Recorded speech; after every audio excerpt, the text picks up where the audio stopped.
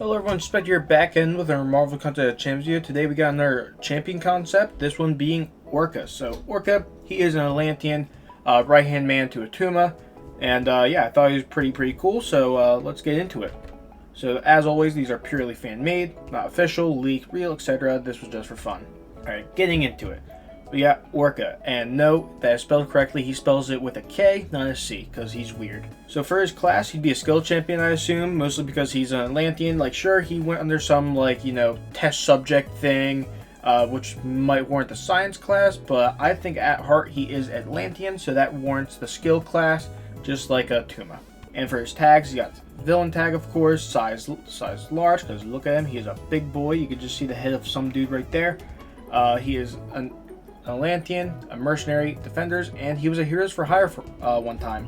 Always active. Orka's tough skin protects him from the harsh pressures and temperatures of the ocean depths, granting him immunity to cold snap, frostbite, and crush. Because, you know, crush, you know, he's immune to the crushing depths. So I thought that was pretty cool. You know, a little nice play on words. Orka's critical hits ignore protection and cannot be capped. So, you know, anything like safeguard like that and any protection node, he just says no to. Orka begins the fight with 50 hydration in Battlegrounds. So we'll get into hydration in a second, but basically, you know, just in Battlegrounds, it makes him a better attacker. You know, he just starts the fight a little bit more ramped so he doesn't, like, the fight doesn't drag on. Orka's light and heavy attacks cannot crit naturally. Medium attack. Orka's mediums are non-contact hits. Instead of making contact with the opponent, he summons a shark. These attacks are guaranteed crits and generate 5 hydration. Heavy attack. Orka summons an Orka that is a weird sentence to say. Orka summons an Orka that tears the opponent and inflicts a bleed debuff on each hit. Orka gains 1 cleanse passive for X seconds. So yeah, a lot of utility in the heavy attack there, and it's only going to get stronger once we get into hydration, which, speaking of the devil, hydration, max stack 100. So already said that in Battlegrounds, start with 50. Each stack of hydration grants Orka plus X attack rating, and gain the following abilities based on the hydration stack. So at 20, Orka shrugs off debuffs X% faster.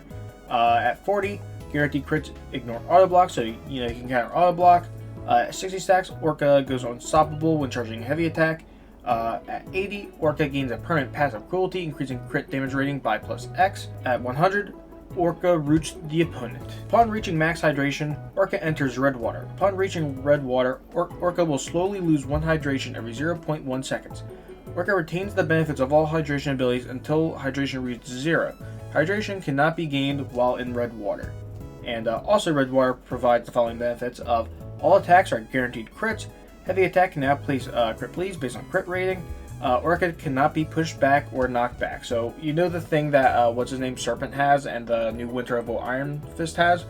Basically, he gains that buff, but I couldn't remember what it was called. But essentially, he also gains that buff, so that's what this line is about.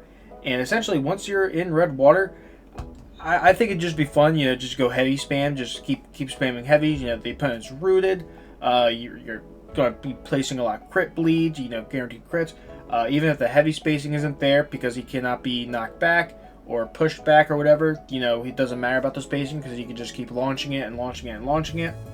So I think he'll have a very fun play style, and again, he's just probably going to rinse people with his bleeds. Also for special attacks, hydration loss is paused for the duration of special attacks. So, you know, if you're what's it called, in red water and you want to throw a special attack, you could do it without wasting any hydration. Special 1. Orka punches the opponent once in the gut before sending 3 swordfish at them. Inflict a bleed vulnerability on each swordfish hit. Plus gain 15 hydration upon activation. So, you know, this could be really nice, you know, if you're just launching special attacks, you know, launch a special 1 because then your bleeds could tick for even more. Special 2. Orka whacks the opponent with his anchor before jumping backwards onto a massive killer whale that bites the opponent a few times. So you can enter red water early when the special attack ends, and plus you just gain a flat 30 hydration upon activation. So this could be a nice special attack, you know, to get a quick fight down, you know, just like quickly get to the special 2, enter red water, and you can get some, you know, all your attacks are guaranteed crits. Also, each hit inflicts a bleed debuff onto the opponent, and they can be crit bleeds. So that's nice, that's nice. Again, he's all about that bleed damage. Special 3. Orka summons the 7 seas before relentlessly beating the opponent down into the depths. He then drops his anchor on them, weighing them down into the mouth of a giant sea monster. Visually, I think this would be probably the coolest Special 3 animation ever. Something I want to start doing when I do these is kind of like have like a little animation of like maybe like stick figures or whatever, but I just have not had the time for that. Maybe I'll do it for the next champion, but man, I wish I could get the animate a little thing of what I'm thinking about for this one if you can't visualize it already. But I think it could definitely be one of the best Special 3 animations ever. Also, Orka gains 50 hydration that can stack over the 100 limit. So you don't gain any additional benefits from like reaching like 120 or 140, but you do get, each hydration provides extra attack rating, and it just allows red water to last even longer. Also, he has a nice little pre-fight ability here, Killer Sea Creatures. Orka can activate a pre-fight ability that allows his shark attacks to inflict debuffs based on the chosen pre-fights. So the Arctic Shark. So basically, the shark attacks are basically his mediums. So the Arctic Shark. Shark attacks inflict an instant cold snap, dealing X energy damage and stops evade. So, not only can he be a auto block counter, but with the Arctic Shark, he can be an evade counter. And with the Twilight Shark, shark attacks inflict a disorient on the opponent for X seconds and X potency. So he can reduce ability accuracy, and this allows him to be a nice spot counter. The Reef Shark. Shark attacks cannot miss. So basically, if you choose the right sharks, he can really like deal with any of your problems, with either being evade, miss, or auto block in his base kit.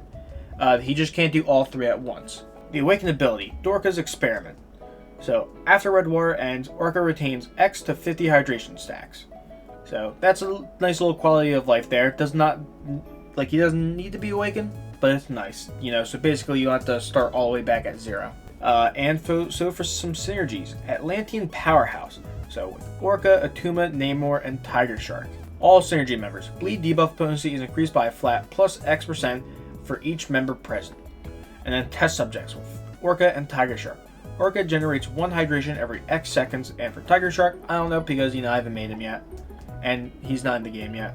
Favorites. So Orka and Mole Man. So this is a little nod because I remember watching a video by Nagase saying like he really wants Orka to be in the game, like it's his most wanted champion to be in the game. And that's how I actually first came across Orka. I just thought he looked cool in the video. I was like, okay, this is a Marvel guy I don't know. So I did a little research. I was like, oh, this guy's pretty cool.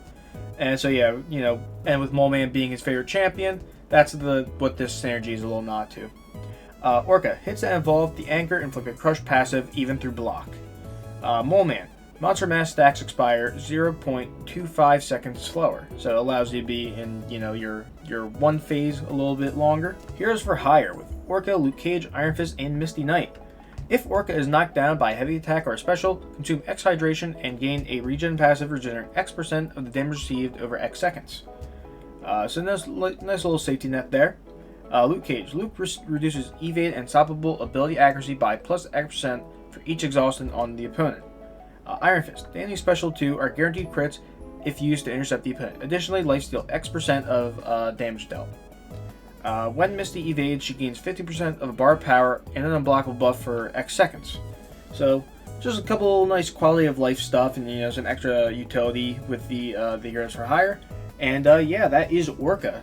So yeah, let me know what other champions you want to see me make in the comments, or if there's a champion you want to see buffed. I will do both of them. And actually, since I alternate between new champion and buff, my next champion I do is going to be a buff champion. I don't know who I want that to be yet, so I'm going to just take a little look-see and be like, oh, I'd like to see him. I want him to get buffed, or her. Who knows? Goodbye.